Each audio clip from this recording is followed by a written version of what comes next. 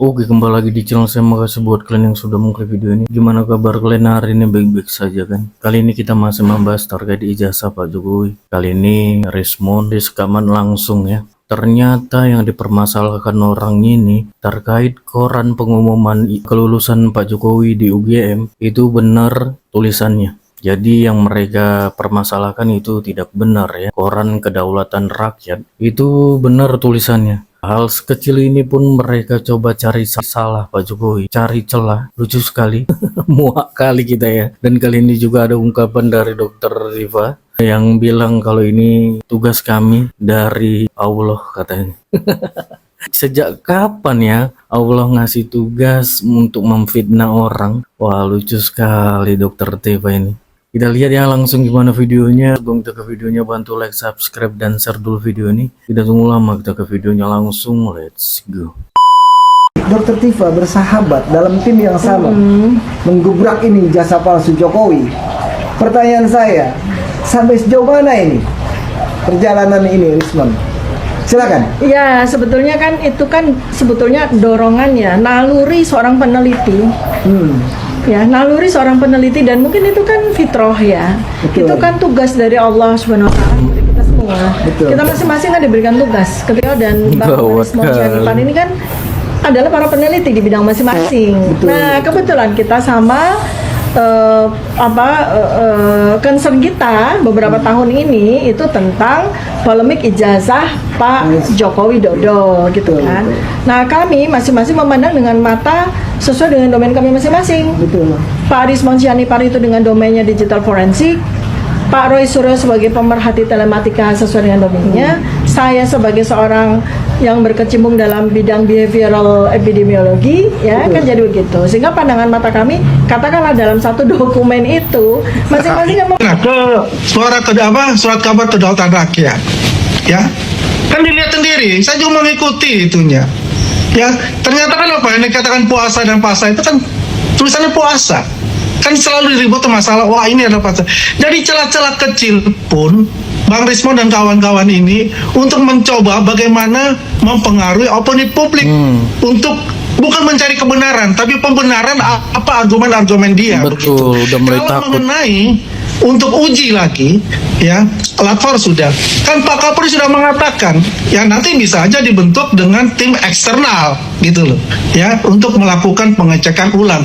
Dan juga, ya perlu kita ketahui bahwasanya di Polda Metro Jaya itu pasti ada pengecekan ulang juga, penyelidikan ulang. Kan begitu. Yang dipentingkan kita ini adalah sabar-sabar saja gitu loh. Tidak mempengaruhi publik dengan opini-opini negatif, mendiskreditkan dengan Pak Jokowi dan keluarganya. Kita lihatlah masalah Raja Ampat ya, 4 pulau itu kan dikait-kaitkan dengan Pak Jokowi. Kan lucu sekali gitu. Jadi semuanya ini selalu akan dikait-kaitkan dengan Pak Jokowi. Ya ada yang juga mau pansos ya yang saya katakan tadi. Ada yang memang ingin mendiskreditkan dengan mencari celah-celah untuk mempengaruhi publik secara. Dari mana sih asalnya isu ijazah palsu? Mungkin ini salah satu isu terbodoh yang saya temui selama main di media sosial. Isu ijazah palsu sama bodohnya dengan isu kancing jas Jokowi, dialek Inggris Jokowi, dan orang tua Jokowi itu PKI. Dan isu-isu murahan seperti itu selalu muncul setiap tahun sejak Jokowi memimpin negeri ini.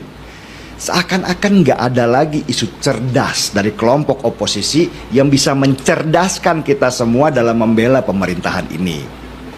Bayangkan aja coba, gimana kita harus membantah isu bodoh tentang ijazah palsu Jokowi ini. Lawang kalau ijazah Jokowi itu palsu, sejak awal dia mendaftar jadi wali kota, sudah pasti pendaftaran Jokowi itu tertolak. Bahkan bukan saja ditolak oleh panitia pendaftaran, tapi Jokowi sudah pasti kena masalah hukum. Ingat kasus mantan pelawak yang akhirnya jadi politisi, Nurul Komar? Komar ini akhirnya divonis 1,5 tahun penjara karena terbukti memalsukan ijazah kelulusan dia. Pemalsuan ijazah itu gampang banget ketahuannya. Selain daripada bentuk ijazah yang bisa jadi berbeda dengan aslinya, juga selalu ada saksi dari para dosen, bahkan mahasiswa yang seangkatan, yang merasa tidak pernah tuh satu alma mater dengan si pemalsu. Gampang banget dilacaknya dan dibuktikan kepalsuannya karena saksi dan bukti itu pasti mencukupi. Dan kalau Jokowi terbukti sejak dulu memalsukan ijazah, gak usahlah sampai di jenjang presiden. Waktu mendaftar jadi wali kota Solo aja harusnya sudah ketahuan dan ditangkap. Apalagi kalau pendaftaran jadi calon presiden itu pasti ketat banget klarifikasinya. Jangankan masalah ijazah palsu, aib sedikit. Misalnya ya, seorang calon presiden ternyata terbukti punya pacar lain selain istrinya, sudah pasti akan menggugurkan pencalonannya. Jadi nggak masuk akal kan kalau seorang presiden itu punya ijazah palsu. Bodoh banget negara kita ini kalau nggak bisa mendeteksi kepalsuan ijazah seorang calon pejabat. Buktinya itu aja. Nurul Komar belum apa-apa udah ketahuan bahwa dia memalsukan ijazah karena Komar memang harus mendaftarkan dirinya untuk menjadi calon pejabat. Jadi kalau mengacu ke keputusan MK tersebut, Pak, 2003 tadi ya, bahwa keturunan PKI atau yang PKI diri pun berhak memilih dan dipilih. Punya hak memilih. Tetapi hak untuk rakyat mengetahui siapa yang dipilih juga harus dihargai dong, Pak. Artinya kalau memang dia keturunan PKI, ya harusnya sebelum capres atau cagup atau cawagup, dia harus declare juga harusnya, atau dia harus menerima ketika ada orang yang menuliskan dia bahwa dia keturunan PKI, karena itu kan tidak melanggar aturan sebenarnya. Tidak gitu loh. Dia harus terbuka dong bahwa saya keturunan PKI, atau orang lain yang menuliskannya bahwa dia keturunan PKI. Ya, nah inilah, kalau kemarin kan pada saat, kalau benar ya Pak ya, kalau saya masih, kalau benar Pak ya, Bapak yakin Pak Jokowi keturunan PKI. Kalau benar itu Pak Jokowi keturunan PKI, kenapa Capres 2014-2019 publik itu nggak dikasih informasi yang confirm gitu, 100% bahwa Pak Jokowi adalah keturunan PKI, dan kita nggak masalah, aturan bernegara kita sudah boleh keturunan PKI jadi presiden gitu loh Pak. Itu kan publik saat itu bukan. Saya lebih percaya bukan saat itu 2014 Pak. Ya, saya juga tidak percaya bahwa Pak Jokowi itu ada keturunan PKI awalnya.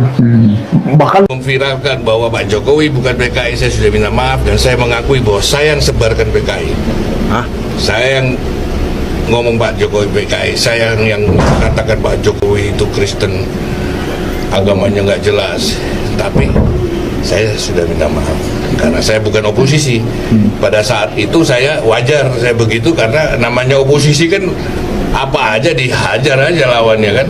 Nah, karena saya sekarang bukan oposisi, saya harus tobat. Tapi faktanya masih ada yang percaya, Pak. Oh silakan, kalau orang percaya itu ya saya anggap orang bodoh aja. Karena saya anggap dia pertama, dia masih cinta sama calonnya dia. Kan kalau kita sudah gelap itu, gelap mata, nggak ada urusan mau ini nggak ada urusan. Dia tutup, seperti waktu saya tidak mendukung Pak Jokowi, saya fight untuk dukung si Prabowo. Jokowi itu PKI, orang tuanya Cino, orang tuanya Cino, orang saya kenal sama ibunya, piye loh, ya itulah, bayangkan loh, hai dapat kayak gituan terus nggak berharga bapak saya itu. Makanya kalau tolong dong, kalau kamu tuh PDI Perjuangan berani, bukan PKI kita, PKI udah nggak ada, jelas-jelas nama aja beda loh, kok malah menang nih. Saya sampai gregetan, siapa sih yang mainin, selalu maininnya kalau gitu tuh PKI melulu. Gimana sih republik ini? Beretika loh. Kalau mau namanya tempur, mau fight, ya ayo, gitu loh. Tapi itulah jantan gitu, aduh jangan cengeng gitu dong. Presiden melantik peneliti Lembaga Ilmu Pengetahuan Indonesia LIPI, Ikrar Nusa Bakti menjadi duta besar untuk negara Tunisia. Padahal sebelumnya Partai Demokrat menolak pencalonan Ikrar karena tidak memiliki latar belakang diplomasi dan memiliki karakter yang ceplas-ceplos. Ikrar yakin dirinya mampu menjadi wakil negara di Tunisia karena memiliki latar belakang pendidikan ilmu politik dan hubungan internasional.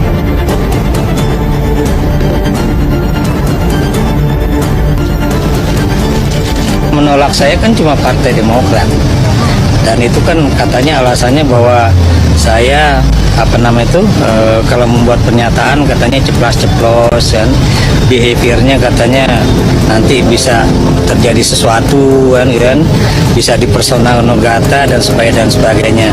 Ya buat saya sih, saya kan juga alumni FISIP UI Departemen Ilmu Politik, program studinya hubungan internasional, dan itu harus diingat ya. Jadi saya juga belajar mengenai diplomasi, saya juga belajar mengenai hubungan internasional. Jadi suatu hal yang naif kalau kemudian saya tidak tahu tata cara diplomasi.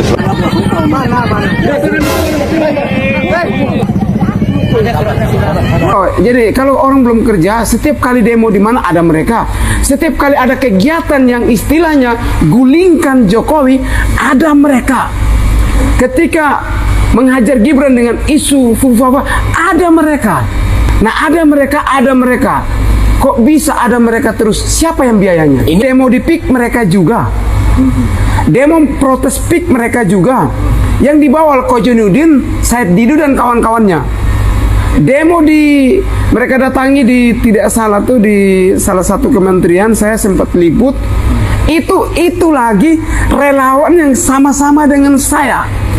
Demo di KPU, relawan Anies, saya sebutkan saja, oknum-oknum relawan Anies ini yang terus-menerus. Terus salah satu lagi DM ke saya. Itu juga yang ketika Roy Suryo debat di TV dengan abang, pemburu ijazah Jokowi. Itu semua relawan teman-teman saya sendiri. Nah, pertanyaan saya, mereka ke sana kemari ambil uang dari mana? Biaya ojek, mungkin biaya mobil lain sebagainya, kan bensin semuanya. Siapa yang kasih duit? Ini perlu kita cek. Kita akan cek ini siapa yang kasih duit ini. Coba adu dulu dengan mereka. Kalau mereka berkenan, ibu-ibu ataupun dari TPU ya mereka. TPU, yang dari TPU berani tidak dengan saya dengan Bung Frit ya. Yang pernah demo, silakan kita duduk, kita bicara secara langsung. Saya akan tanya. Tantangan terbuka ya. Oke. Dulu saya memimpin kurang apa? Dikritik, dihajar, dihujat. Tapi pemerintahan saya tidak jatuh, ekonomi tetap 6%, demokrasi hidup, saya selesai alhamdulillah tepat pada waktunya. Kritik kepada Pak Jokowi mungkin baik untuk stabilitas ya mungkin, tetapi saya dulu negara juga tidak jatuh meskipun dikritik habis-habisan. Cuma yang dulu mengkritik saya sekarang banyak diam, mungkin malu mengkritik mungkin, tapi tidak apa-apa kok, asalkan ada takarannya, tidak kelewat batas dan jangan fitnah. Tetapi penguasa tidak boleh sangat arogan dan niatnya untuk pembungkaman terhadap rakyat yang ingin menyampaikan pandangannya. Dikritik 1000 kali, dihujat ribuan kali, saya masih sabar, tapi kalau fitnah mesti saya bawa ke ranah hukum. Ini orang-orang tolol, pasukan sakit hati, dengerin saya. Kalian udah nonton belum video ini? Pak Prabowo, Perang Dunia Ketiga akan segera dimulai. Apabila Amerika menyerang Iran, maka Rusia akan menyerang Amerika. 5.500 hulu ledak nuklir yang dimiliki Rusia. Bayangkan, eskalasi pasti akan membesar dan berpengaruh pada ekonomi. Pasti harga-harga naik, dan itu berdampak pada negara kita, berdampak pada Indonesia. Jika kalian masih tolol, main abah-abahan, main ternak-ternakan, yang ada ketika harga naik ribut Pak kita. Orang lain berperang, kita ribut antar bangsa sendiri, terjadi kudeta, hancur negara kita. Kalau kita nggak bersatu, hancur duluan, jadi bahan tertawaan dunia. Ya, kita ini udah posisi non-blok, udah posisi netral. Jadi jangan tolol. Mari kita bersatu, di bawah kepemimpinan yang sah, hormati Pak Prabowo, hormati Mas Gibran, ikuti arahannya. Karena sebentar lagi bisa jadi terjadi eskalasi besar. Ya, jangan tolol, jangan tolol. Saudara-saudara, Israel mengatakan akan menyerang Iran. Iran mengatakan siap menerima serangan dan akan membalas secara besar-besaran. Saudara-saudara, diduga bahwa Iran sudah melaksanakan uji coba nuklir. Jadi kalau tidak ada kearifan dari negara-negara besar,